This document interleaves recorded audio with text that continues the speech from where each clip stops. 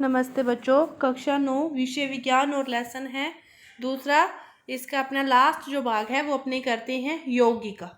इससे पहले अपने पढ़ा मिश्रण। तो मिश्रण का क्या अर्थ था? वो भी दो या दो से अधिक तत्वों को मिलाते थे तो मिश्रण बनता था। लेकिन मिश्रण और यौगिक में क्या अंतर है कि यौगिक में भी अपने दो या दो से अधिक तत्वों को मिलाते हैं, लेकिन इसमें अपने क्या करते हैं, किसी भी दो पदार्थों को क्या करते हैं, नियत अनुपात में, नियत मात्रा में मिलाते हैं। तो ये क्या है, यौगिक है। कि कोई नया उत्पादन बनाने के लिए, कोई नया पदार्थ बनाने के लिए दो या दो से अधिक पदार्थों को नियत अनुपात में मिलाया जाता है, तो ये क्या कहलाता है, यौगिक कहलाता है। बस इतना ही डिफरेंस है, इसमें क्या है, अनुपात नियत है। मिश्रण में अपने कैसे भी मिला लेते थे, मिश्रण में अपने कैसे भी मिला लेते थे, लेकिन यौगिक क्या है, नियत अनुपात है। दो या दो से अधिक पदार्थों का नियत अनुपात क्या है, यौगिक है। ये आपका क्रियाकलाप था। लेकिन अपने क्या देखेंगे, मिश्रण और यौगिक में अंतर देखेंगे। तो मिश्रण तो क्या था, तत्व या यौगिक केवल मिश्रण बनाने के लिए मिलते हैं, किंतु किसी नए यौगिक का निर्माण नहीं।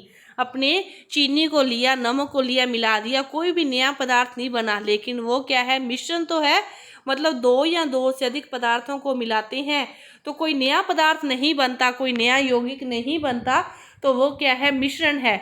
लेकिन जब दो या दो से अधिक पदार्थों को किसी नियत अनुपात में किसी नए पदार्थ की निर्माण के उद्देश्य से ही मिलाया जाता है तो वह क्या कहलाता है, यौगिक कहलाता है।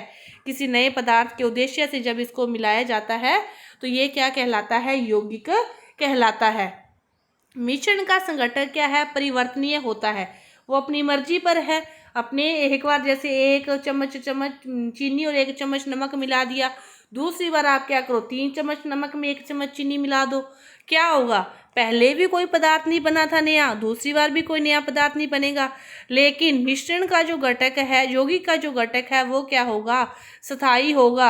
आपने कोई नया पदार्थ बनाने के लिए एक बार जिन चीज़ को बनाया, मिलाया है, दूसरी बार अपने को वही पदार्थ प्राप्त करना है तो अपने को उतनी ही चीज़ को दूसरी बार मिलाना पड़ेगा।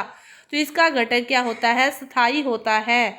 यौगिक में घटक स्थायी होता है। मिश्रण में क्या होता है, इसमें जो उपस्थित घटकों के गुणधर्मों को दर्शाता है उसके घटक। लेकिन यौगिक में क्या होता है, मिश्रण में जैसे नमक और चीनी को मिला रखा है आपने, तो वो नमक के गुण नमक के रहेंगे, चीनी के गुण चीनी के रहेंगे।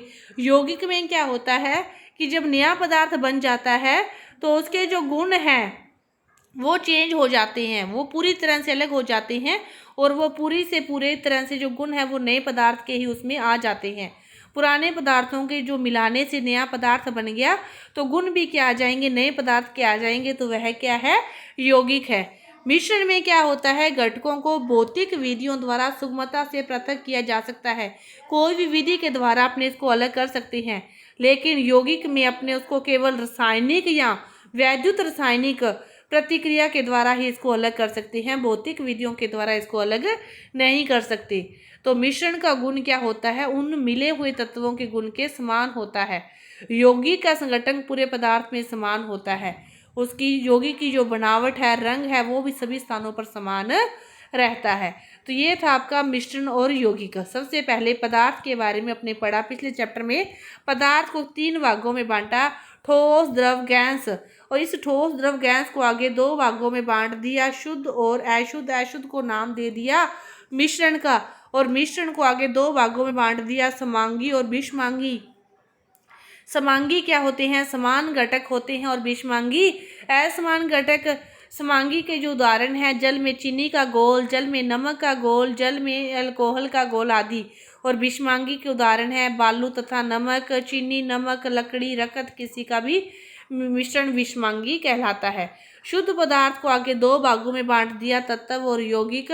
तत्व क्या कहलाता है, किसी भी सरल पदार्थों को किसी भी प्रकार आप इकट्ठा कर दो, सरल पदार्थों में जो विभक्त न हो सके। तत्व क्या है, जो सरल पदार्थों में विभक्त न हो सके। और यौगिक क्या है, जिसको किसी भी रासायनिक प्रतिक्रिया के द्वारा घटकों में विभक्त किया जा सके, वह क्या है, यौगिक है। तो ये आपके इस पाठ का क्या है, सार है। तो आपका ये जो पाठ है ये पूरा हुआ। धन्यवाद।